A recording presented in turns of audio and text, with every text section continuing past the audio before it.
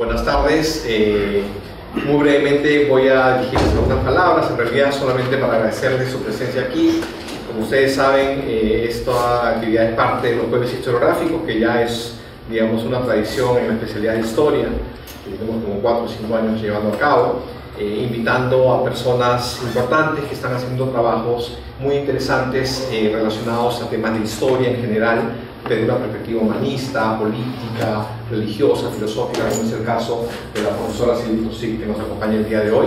Les agradecemos muchísimo su presencia y nada, estemos siempre al tanto de las actividades. Síganos por favor en Facebook, síganos en la página web de la especialidad para poder seguir contando con ustedes, y cualquier iniciativa y cualquier comentario que quieran, por favor, bienvenidos para poder mejorar el proyecto. Doy pase a Claudia, que se va a encargar de presentar a la profesora Tosic. Bienvenida nuevamente y muchísimas gracias, Silvia, por tu presencia. Gracias nuevamente a todos por venir y a la doctora Tosic por dar la conferencia titulada La biografía como forma de aproximación a los estudios históricos. Richelieu, política, religión y modernidad en la Francia del siglo XVII. La doctora Tosic es filósofa e investigadora del Centro Nacional de la Investigación Científica en Francia y del Instituto Francés de Estudios Andinos, y fue presidenta de la Asociación Identidades y Religión, Estudios de Nuevos Problemas, IRENE. Obtuvo el grado de doctora en Literatura Moderna por la Universidad de París, Nanterre, con la tesis Las letras latinas de Gassendi. En su formación humanista destaca su interés académico en diversos temas, como la historia del pensamiento, filosofía y ciencia en el siglo XVII, modalidades chinas de la culturación jesuita en el siglo XVII, edición y traducción de la obra filosófica de Pierre Gassendi, estudio de las conceptualizaciones de la secularización y del pluralismo religioso, Islam y musulmanes en Francia y conflictos relacionados con sus representaciones, interacciones entre la sociedad francesa contemporánea y los hechos religiosos, laicidad y religión en el espacio público, así como la pedagogía como respuesta a las tensiones identitarias. Sin nada más que decir, doy paso a la doctora Tosic para que haga la conferencia. Muchas gracias. Muchas gracias por recibirme. Yo me olvidé mis libros en la mañana, entonces no puedo hacer pasar por ustedes. Y después disculpa también por mi español, que es más o menos un español francés. Ya. Yo voy a hablar como 20 minutos, algo así, y después podríamos como conversar un poquito más de todos los temas que ustedes quieran. Entonces, esta conferencia, porque yo apenas escribí una biografía de Richelieu, que es el primer ministro de la Francia del siglo XVII, un hombre de Estado muy conocido, me parece que es uno de los raros hombres de Estado de Francia que son conocidos fuera de Francia, como De Gaulle, Richelieu. Hay algunos que están como hombres de Estado más o menos universales. Y después es un hombre de Estado muy conocido porque es el gran personaje de novela de Los Tres Mosqueteros de Alexandre Dumas, que existe en español, que es como una novela escrita en el siglo XIX. Y es como, con eso yo quiero empezar la conferencia, que el tema es la biografía como una forma de aproximación de los estudios históricos, para decir que hay una diferencia entre las novelas y una biografía, pero el personaje de Richelieu tiene mucho a ver con la literatura, porque es un personaje que tiene como una leyenda negra. Entonces, para muchas personas una novela es un medio preferido para aproximarse de la historia. Sin embargo, una novela es una ficción, o sea, el escritor se concibe como libre de transformar los acontecimientos. Para adaptar los acontecimientos a su proyecto, que tiene sin embargo algo que ver con historiografía, el autor se sirve de la novela histórica para que hable del pasado y comprometa el futuro. se sirve también de la historia para dar un punto de apoyo a su fuerza literaria e inventar a veces otra realidad. En ese sentido, y sobre todo en el caso de Richelieu, que arrastra detrás de él una leyenda sulfurosa que aproveche la industria cinematográfica para hacer día de campo, escribir una biografía sería un acto destinado a limpiar figuras del pasado de todas las capas de ideologías y sueños sedimentadas. El biógrafo sería el que, como un juez inflexible, vendría a separar el buen grano de la cizaña en lo que la historia popular, mantenida por las tradiciones no sabias y las memorias vivas, amontonó. El caso de Richelieu es singular. En efecto, este famoso ministro de Luis ¿cómo se dice? 13 no, 13. Nacido en medio de las guerras de religión que dividieron y ensangrantaron Francia entre protestantes y católicos al final del siglo XVI, era un eclesiástico, un sacerdote de la Contrarreforma. Ahora bien, la ordenación sacerdotal implica una zambulida simbólica en la muerte de Jesucristo para reaparecer a la vocación de cura. Abnegación, sacrificio, olvido de sí mismo, y aquí lo que la Iglesia tridentine decidió para la figura del sacerdote, que por ahí se acerca a la del monje. Escribir la biografía de Richelieu es en sí mismo un acto paradójico. No se puede hacerlo sin examinar los millares de páginas de documentos que él dejó, cartas y notas al rey, cartas diplomáticas, distintas correspondencias, pero que tomó cuidado de hacer recomponer para que presenten una imagen de su persona y sobre todo de sus actos sensiblemente diferente de lo que fue la realidad.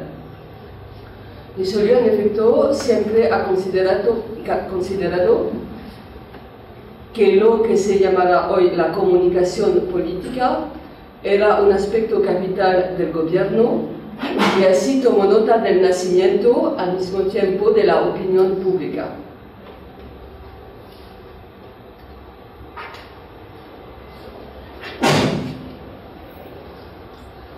La escritura de su vida, confiada a su servicio de plumas, es decir, a autores constituyendo su gabinete y redactando físicamente sus cartas y textos, cuando la enfermedad lo volvió completamente incapaz, debían así descartar no lo que estaba como hombre, sino lo que estaba como ministro, hombre de visión y doctrina. Así pues, en sus funciones políticas, no era Armando Jean, no sé cómo se puede traducir, Armando Juan, el nombre de su bautismo, ni incluso Richelieu, sino el principal ministro, una función que no tiene precedente en la historia y que no se puede entender sin leer su obra, a comenzar por el testamento político, o pues estas famosas memorias donde se empeña para la eternidad, con algunas infracciones a los hechos. El testamento político, que es su obra mayor, así no tiene mucho que ver con un espejo de los príncipes. De hecho, no es un tratado teórico y Richelieu critica constantemente a las vanas argucias de los escolásticos y la constitución artificial de un conocimiento que se elabora y se transmite sin ninguna relación con la experiencia. El testamento político me parece ser como el tercer testamento, si puedo decirlo, que está arraigado en la historia, comienza con un relato de la historia del reino y de hecho a veces da razón a la costumbre contra la racionalidad, y que termina los dos precedentes, a saber la Biblia hebrea, conocido como el Antiguo Testamento, y el Nuevo Testamento, entonces, como los evangelios. Su arraigo en los hechos y en los hombres es bien su color particular, que dio la oportunidad desde el principio de buscar llaves, es decir, tratar de determinar a los personajes reales cuando pasa a reflexiones en forma de máximas. Así el testamento pertenece a este nuevo tipo de escritos sobre la razón de Estado que al mismo tiempo dicen y disimulan, o más bien que ocultan para decirlo claramente. Pero en el caso específico no es una cuestión de encubrimiento de un príncipe maquiavélico, pero de una reflexión sobre el misterio divino. Esta es una reflexión en claro oscuro, con su mezcla de géneros, relatos históricos, espejo de los príncipes, aforismos, proverbios, visualización de verdades universales, inmóviles, y de enfoques contemporáneos, fugaces y inaprensibles.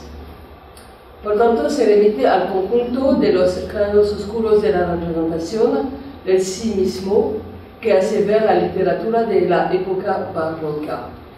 La oposición del movimiento y del descanso, característica de la política y la estética de la época, podría ser el síntoma de un profundo cuestionamiento del sentido de la historia que Richelieu tenía por dentro. El sentido de lo trágico está todo allí, más que la certeza corneliana de que el gran servidor del Estado será incomprendido y que, por consiguiente, no debe ceder ni a la compasión ni a la debilidad. Lo múltiple, yo hablé de la multiplicidad de las formas del testamento, es una forma eficaz de guiar al lector hacia la conciencia de una racionalidad política que hoy parece obvia, pero que fue laboriosamente construida en una Francia arruinada por las guerras de religión y las intrigas de los grandes, y donde el rigor no habitaba el razonamiento político. La práctica de la cita, muy importante en el testamento, confirma esto. Mientras que en sus obras teológicas, Richelieu cita con precisión y exactitud los autores que lee para apoyar su afirmación por el mayor número posible de referencias, pero también para llevar a cabo una transformación y una renovación del pensamiento. En contraste, en el testamento político no nombra sus préstamos, y esta apropiación, combinadas con la desaparición del sí mismo del autor, contribuyen al carácter singular del volumen. El testamento político es un juego de espejos sutil y permanente entre el comportamiento de los hombres y las eternas verdades políticas. Sin embargo, una de las acciones fundamentales de Richelieu como hombre del Estado habrá sido proseguir una voluntad dura de abstracción y racionalización. Su descripción antropológica es muy pesimista. El poder monárquico entre todos los regímenes es un cuanto personal, aunque la persona del rey puede poner en peligro el propio derecho.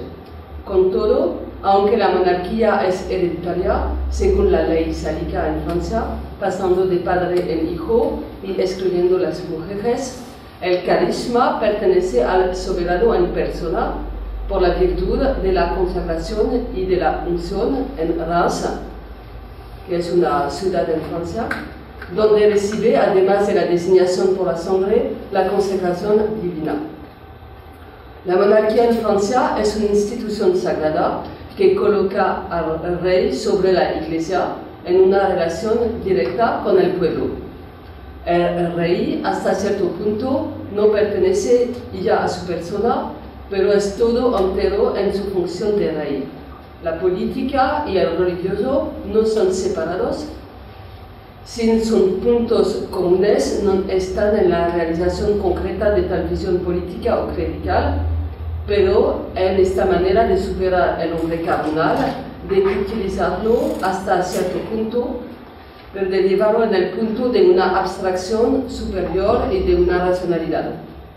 Esta racionalidad es la razón de Estado según Richelieu. que no tiene nada que ver con el maquiavelismo político, que autoriza todo acto para la conservación del poder y predica en el momento mismo donde se publican los primeros misterios del poder, es decir, los tratados de filosofía política, revelando el funcionamiento secreto de las maniobras oscuras más allá de toda consideración moral. La razón de Estado para Richelieu es la consideración que el Estado, porque representa una abstracción en relación con la persona del soberano, en una encarnación, ya que es con la historia una de las formas favorecidas por Dios para revelar su razón, debe ser defendido con todas las fuerzas que tienden sin paro a demolirlo. En efecto, es el propio de todo tiempo, pero el principio del siglo XVII, que no debe ser confundido con su segunda mitad, a cual algunos los reducen, impresionado por el oro de Versalles y la figura absolutista del rey Sol, Luis XIV, se caracteriza por un poder escaso, dividido, controvertido, a la vez por verdaderas potencias militares internas, tanto los nobles como los protestantes, y por teorías que cuestionaban la institución monárquica, que era del resto débilmente teorizada.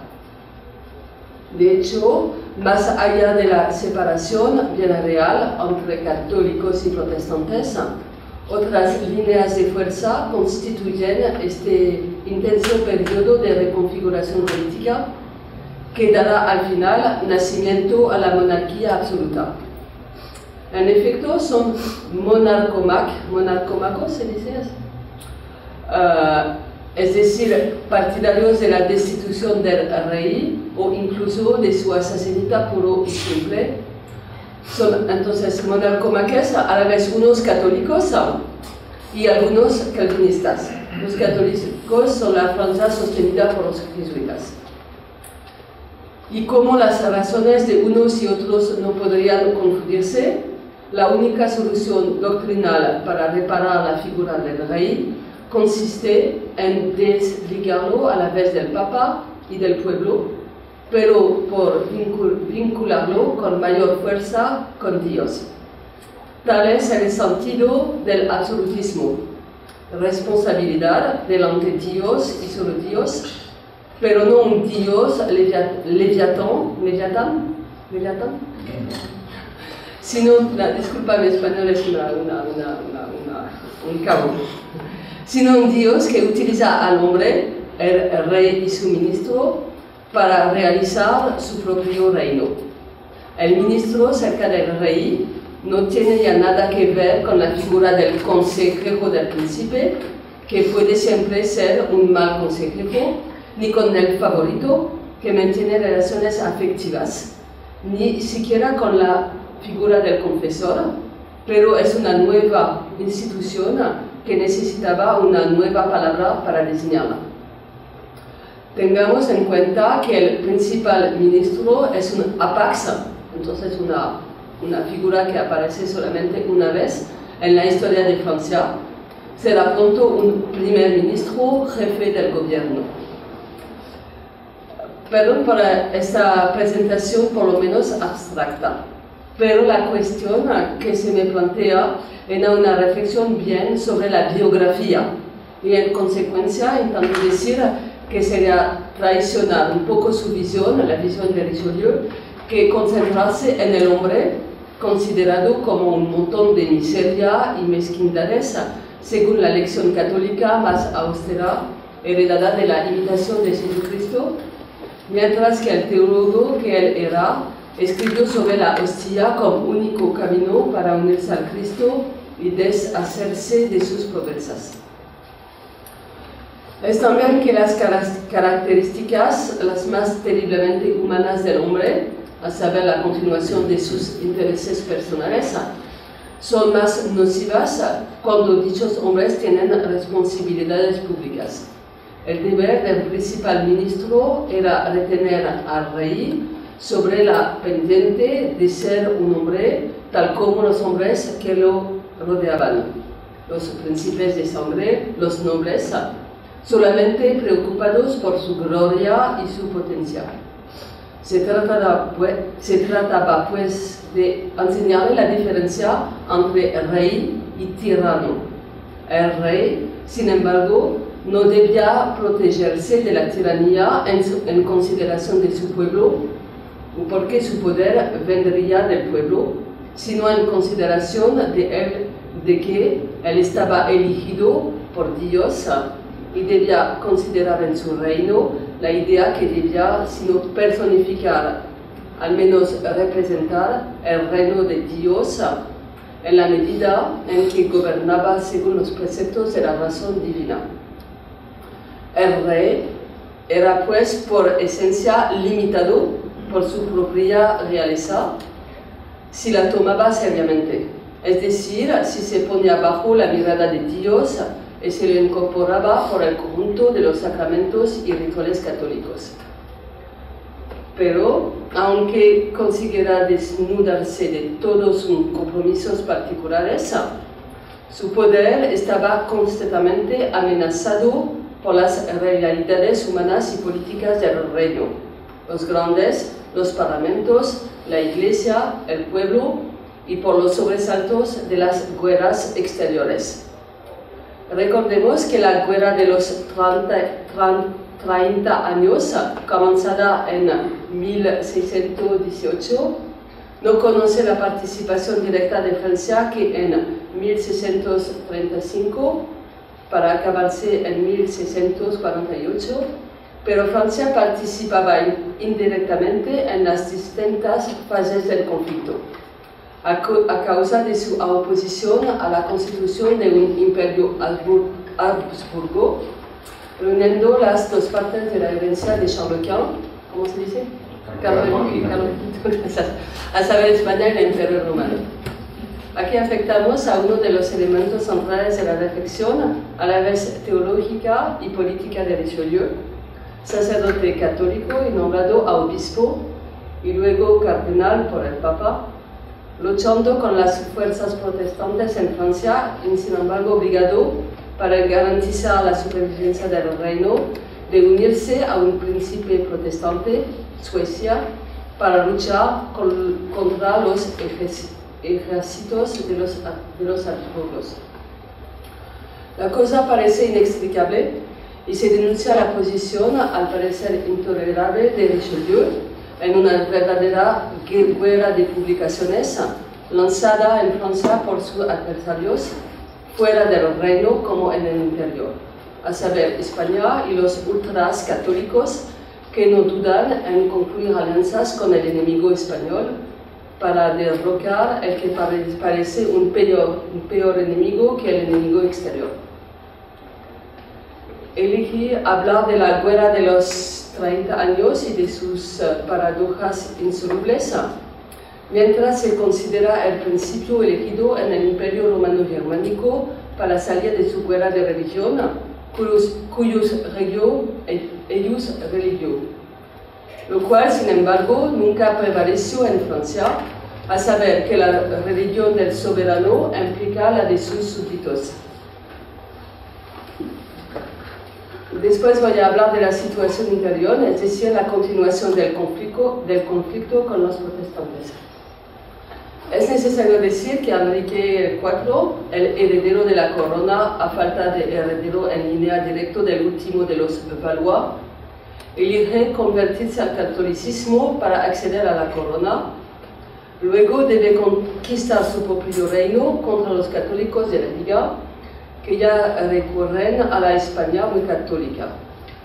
Una vez consolidado su trono, firma el Edicto de Nantes, que permite construir la paz con los protestantes en una política de tolerancia que no afecta a la identidad católica afirmada de Francia, pero proporciona una libertad de culto a la religión reformada, autoriza seminarios, a condición de que los protestantes no tengan ninguna organización política y a fortiori militar. Se puede así decir que el Edicto de Nantes aunque Richelieu no tiene ninguna parte, resuelve desde el punto de vista de la doctrina la cuestión protestante y que el cardenal va a cumplirlo fielmente, es decir, aplicarlo. No obstante, Richelieu es con razón famoso por la guerra contra los protestantes, con la imagen que está aquí, conocida en vida real del cardenal rojo sobre la presa de La Rochelle, porque de hecho los redujo militarmente y políticamente. Es que el edicto de Nantes no se había aplicado, no llevaba cláusulas secretas, permitiendo a los protestantes mantener una fuerza política y militar con plazas fuertes e incluso amenazar un orden público siempre precario y concluir alianzas con el enemigo inglés. Ese tema lo conocemos bien por los Tres Mosqueteros, que es una obra muy conocida. Pues mencioné primero la guerra exterior por oposición con la guerra civil contra los protestantes, ya que en este punto que Richelieu tuvo que forjar una doctrina, lo que es necesario para todo gobierno, y es en este sentido que deja una huella evidente, pero invisible en la historia. En efecto, por los argumentos que establece para justificar la alianza con los protestantes, coloca las bases de la solución del conflicto, a saber la paz de Westfalia, que sin embargo solo se firmará 6 años después de su muerte, pero garantizará la paz europea hasta Napoleón y sigue sirviendo de referencia política y moral a los teóricos contemporáneos. De hecho, la obsesión de su gobierno estuvo sin duda alguna la solución de los conflictos entre las naciones europeas por la constitución de un sistema de estados. Se ve pues como su idea del estado, superando a la personalidad del soberano, se articula la doctrina formulada en el Edicto de Nantes para imaginar una paz que separa la razón religiosa de la razón política. La preocupación constante de la paz europea se refleja en particular en una obra singular que Richelieu escribió, una comedia heroica en 5 actos que se llama Europa. Al paso observamos que inventa esa clase literaria, la clase de comedia heroica, de la cual es el único autor, así como es el único autor de una obra de tipo teológico-político, que es el Testamento político.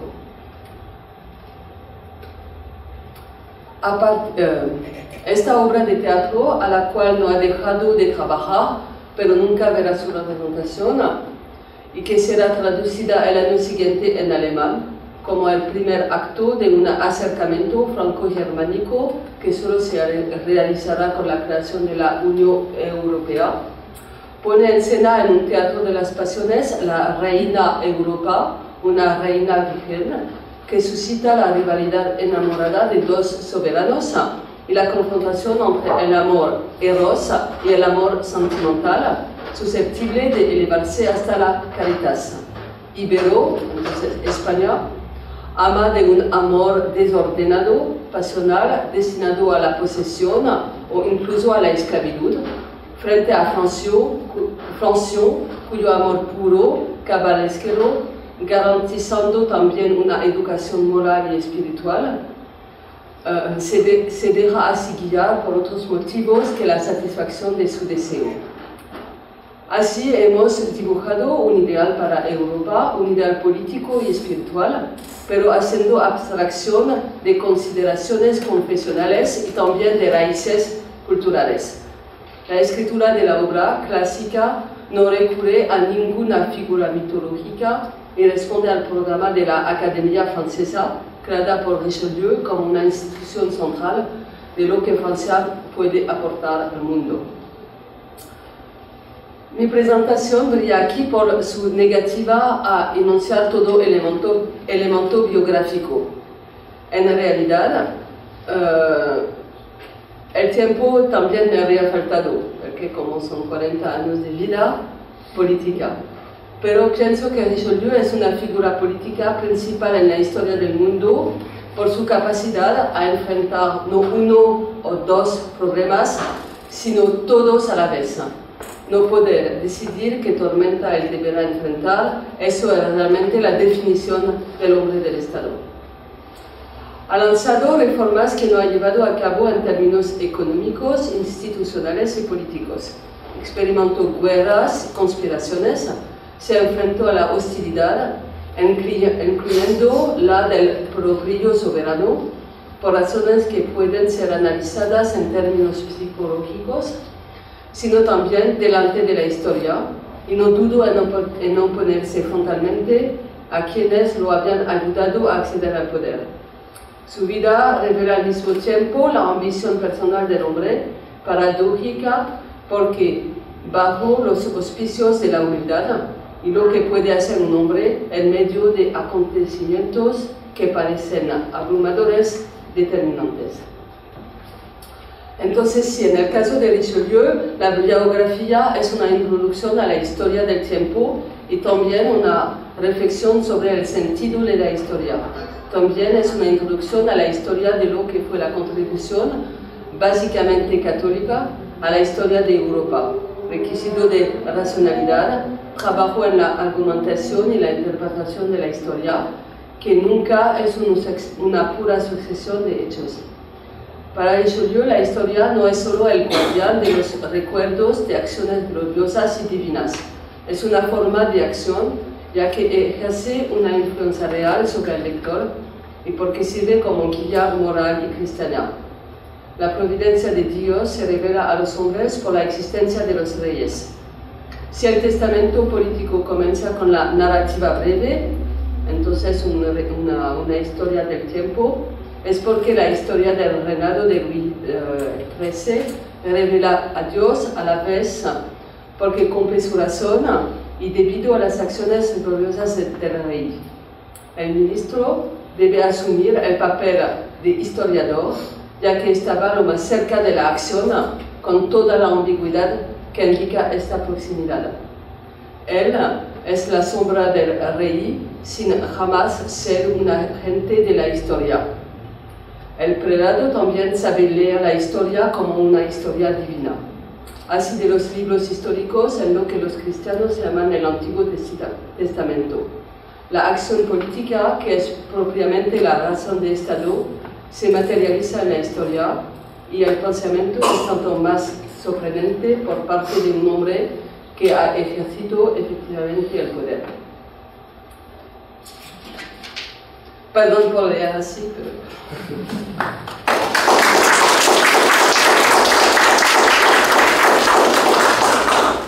Muchas gracias, doctora Tusi.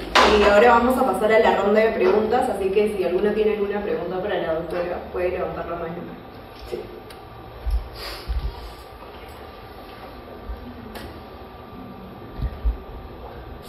Sí, por favor. En un conocido ensayo, John Eliot compara las figuras de Richelieu y de Olivares y los pone como dos modelos de, como se ha dicho, de hombres de Estado que ya no son ni favoritos ni consejeros, sino que son los primeros ministros, digamos, de la Europa moderna, ¿no?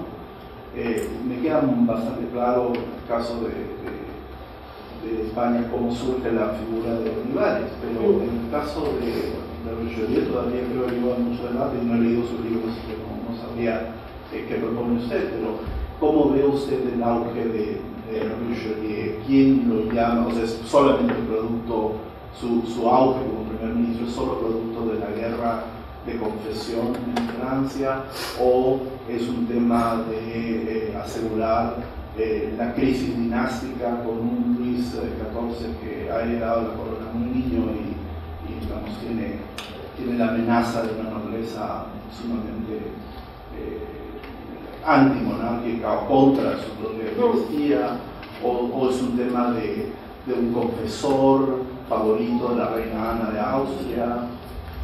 ¿Qué propone usted? De Ana de Austria no es como antes, ¿no? Él comenzó yo con Caterina Medici. Caterina Medici. Sí, entonces es como la fuerza de un hombre, porque no se sabía al inicio lo que va a pasar. Lo que quiero decir es que es una figura de hombre de Estado donde su propia persona tiene mucha importancia. No es determinado por todo lo que pasó, ¿no? Es que como cuando Enrique el IV murió, el reino estaba como un caos total, ¿no? Y después la Catherine de Médicis tomó el poder y se subió al poder que ejerció con la ayuda de Richelieu y ¿cómo se llama? Concini. Y Richelieu es como una suerte de favorito de Concini, pero después cambió de política. Es lo más fascinante, es un hombre que cambió muchas veces de partido, se puede decir, porque tenía una visión más fuerte que los partidos. Es lo que yo podría decir, ¿no?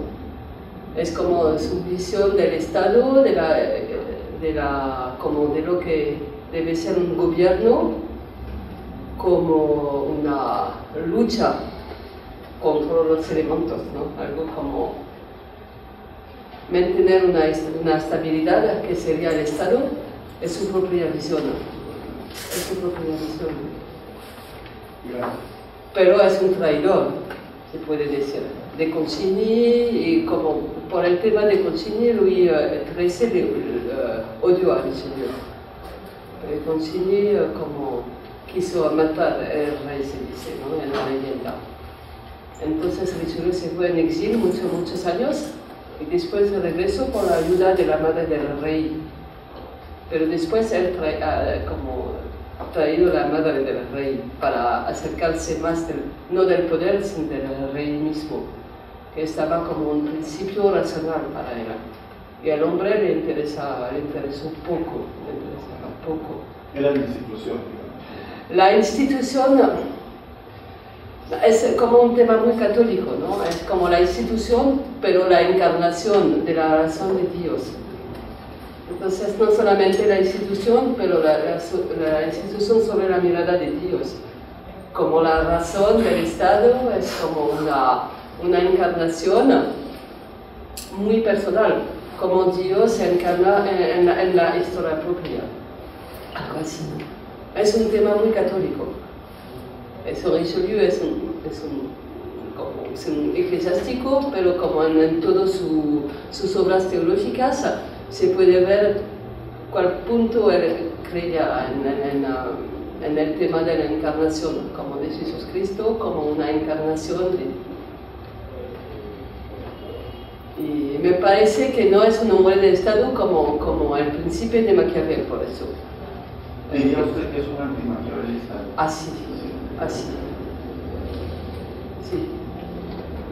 Porque la razón del Estado es la razón de Dios, ¿no? Es como el principio de racionalidad en un Estado. No es el principio el principio de mantenerse al poder. Es el principio de realizar el reino de Dios en la tierra. Entonces, no es un Maquiavel. Pero él publicó la razón del Estado con los maquiavelistas. Entonces, como es la época donde todos estaban escribiendo tratados de cómo gobernar y cómo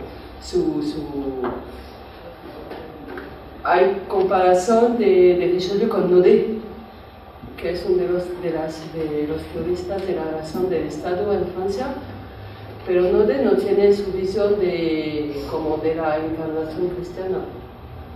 Es más de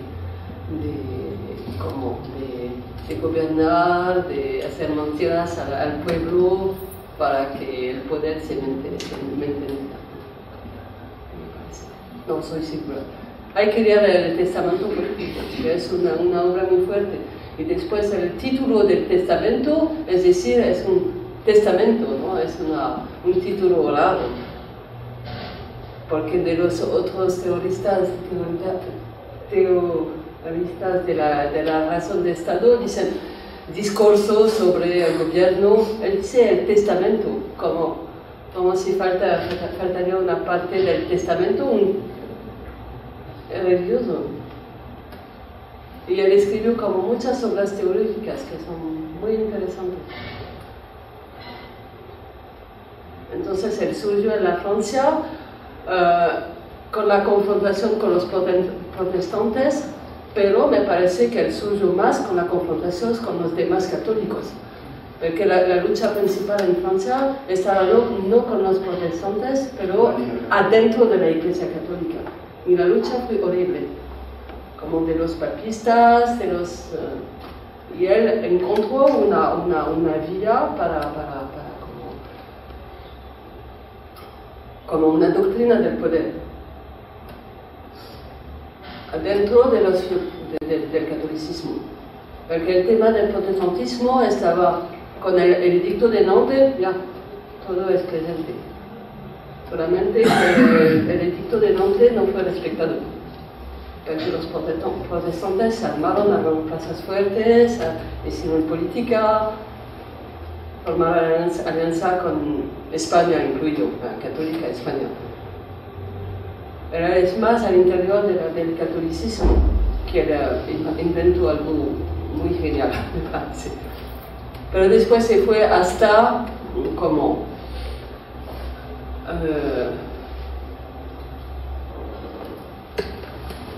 tenía el deseo de volverse como un papa en Francia. Al final de su vida hay algunos textos, pero no lo cumplió.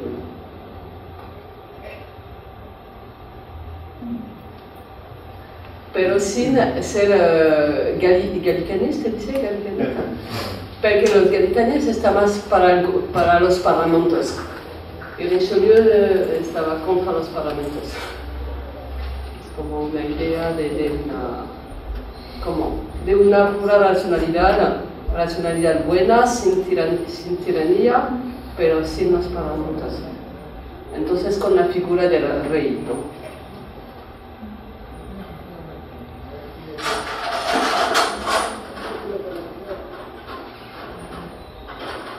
¿Alguna otra pregunta?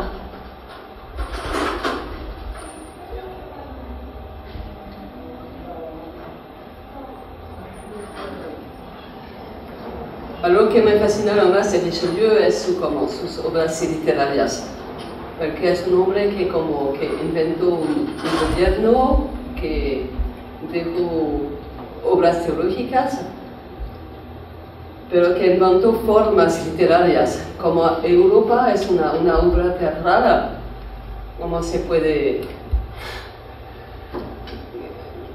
Y se dice que tuve como al lado de su cama una novela que se llama Argenisa, que no es el equivalente de Don Quijote, pero algo así, ¿no? Y después se olvidó en la historia literaria francesa. Pero es un hombre de Estado, como sus intereses políticos, religiosos, que estaba leyendo todo el tiempo obras literarias. Y él tenía una biblioteca con hartos libros de todos sus enemigos, como una sección de protestantismo, una sección de judaísmo, una sección inmensa que él dio después a la Francia, como es una parte de la Biblioteca Nacional. De su vida hay un libro excelente de Wollenberg que se llama Los Tres Richelieu, que hay que leer, que es un libro muy importante, que describe su relación con los libros, como la parte de teoría, la parte de experiencia, y como cada vez regresó a los libros para forjar su teoría. Es un libro fascinante, por lo que puede leer el francés o el alemán. No sé si está en español. ¿Está en español? Es un libro... Y él describe muy bien el sistema de los estados para Europa. Como su idea es de describir la construcción en Richelieu de la política europea, que estaba su proyecto de siempre. A propósito de la obra dramática teatral de Richelieu, ¿acaso estaba emparentada con los autos sacramentales españoles? Es decir, ¿tenían ese tipo de estructura de personajes y de No, tiene como una estructura en 5 actos de como una tragedia, pero se acaba bien, como al final hay la paz universal, el Iber como el rey de España se encuentra paz en sí mismo, es como Alfonso, que es el rey de Francia. No se casa con Europa, pero Europa es una reina virgen, entonces no se puede casar con ningún soberano, pero es como, al final todos los países, los personajes encuentran una forma de vivir, de convivir, ¿no? No tiene nada que ver, tiene nada religioso, nada mitológico, es una obra muy especial. O sea, más bien es una alegoría. No es una alegoría, porque son personajes con pasiones, amor y como hay una descripción de la hubris, se dice hubris, del orgullo de España, de Iber. Es más una descripción de la situación política, con alusión a las guerras, a los territorios, incluido a la América Latina, ¿no?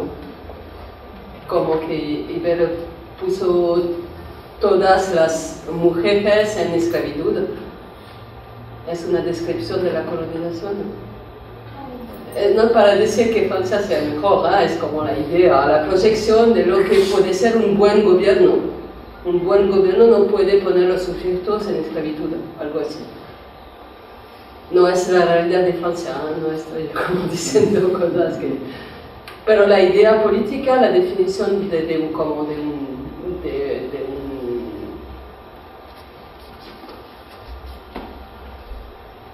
verdad, Richelieu lanzó algunas como acciones para la colonización de Canadá y de otros lugares, ¿no? Pero en la obra dice que no hay que conquistar otras tierras, porque es por ambición y por deseo, por desorden, ¿no? Pero, bueno, otra reflexión, o mejor dicho, una reflexión sería esta concepción de Richelieu se aparece en un momento en que está en sus postrimerías la monarquía española. La Casa de Habsburgo se veía a sí misma como los elegidos de Dios para expandir la religión, para conquistar el mundo y tal. Entonces aparece, bueno, la figura de Richelieu es importante a nivel europeo, pero no abarca todo el mundo como en ese momento sí España, que tenía pues un imperio de no soltado. Entonces, ¿cómo se opondría o se verían estas concepciones de la monarquía española como la elegida de Dios? Y Richelieu, que es un católico y también está tratando de ver los intereses de su reino. Sí, es que había una lucha feroz de Francia y España, entonces cada uno usó los mismos argumentos para decir que el otro es el más feo, ¿no? Cada uno dijo que el otro estaba formando alianzas con los enemigos. Por ejemplo, había un texto de Quevedo, ¿se llama Quevedo? Sí, muy feroz contra Richelieu, diciendo que él es un hombre como diabólico porque estaba formando alianzas con la Suecia. Pero de España no sé, pero es verdad que los protestantes formaron alianzas con España, es verdad, como Inglaterra. Entonces, como para uno que tiene la idea de la nación francesa, sin hacer caso de la religión, Richelieu es más de tener una idea de la unidad de Francia, del reino, que no debe ser católico, pero reino con la idea de convertir a los protestantes, pero más luego y sin violencia. Entonces, incluido en el reino, había protestantes, judíos que vivían más o menos bien, normal, ¿no? A condición de no hacer política. Entonces me parece un poquito diferente, porque no había de Inquisición, no había como... Es decir, que la Francia tiene su unidad de la lengua francesa, como de la Academia Francesa, y de su obediencia al rey. La figura del rey es como una persona sobre Dios, pero como encima de todos los órdenes, ¿no? Entonces él montó la administración de ponerse comisarios en todos los países para controlar a los nobles. Es como poner las bases de la Francia de después, ¿no? de Napoleón. Pero en este momento ya existía la unidad de la lengua francesa, porque tengo entendido de que eso no se va a dar hasta la época napoleónica, los primeros días de la Revolución. ¿De que había dialectos y todo en Francia? Sí, por supuesto, hasta la Primera Guerra Mundial. Me parece que el francés llegó a, como todas partes de Francia, a la Primera Guerra Mundial. Pero es decir que la lengua francesa tiene que definir lo que es Francia, ¿no? Como un ideal de racionalidad y de poner una gramática única para todo lo que es francés. No es decir que todos hablaban el francés, que no es verdad. Es más de decir que es un modelo de racionalidad.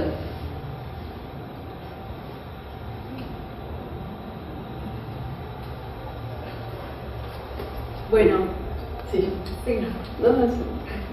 Bueno, si no hay más preguntas, damos por concluida la conferencia. Gracias, doctora. Gracias. Y gracias a todos por venir. Recordarles que a las 6 de la tarde tenemos otra conferencia de jueves historiográfico. Muchas gracias.